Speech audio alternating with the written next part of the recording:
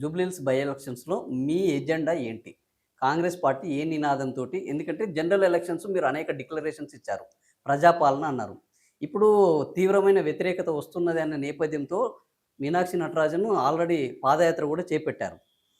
ప్రభుత్వం మీద వ్యతిరేకత ఉన్నది అనేది ఒక అజంప్షన్ బాగా రోజు రోజుకు పెరుగుతుంది. ఈ దాని నుంచెల్లి మీ ఎజెండా ఏ నినాదంతోటి ఉప ఎన్నికలకు వెళ్ళాలని కాంగ్రెస్ పార్టీ అనుకుంటుంది?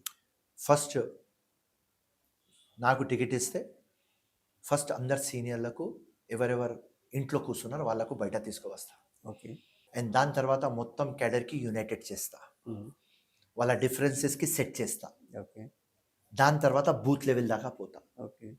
బూత్ మొత్తం లిస్టులు, బూత్ ఏజెంట్లు, బూత్ కమిటీలు తయారు చేస్తా. మహిళలకు ఇంకా గట్టిగా రెడీ చేస్తా. మహిళలు 50% వాళ్ళు ఉంటేనే మనం గెలుస్తాం. యూత్కి సెట్ చేస్తా. దాని తర్వాత గెలిచిన తర్వాత డెవలప్మెంట్ డెవలప్మెంట్ డెవలప్మెంట్ అంతే.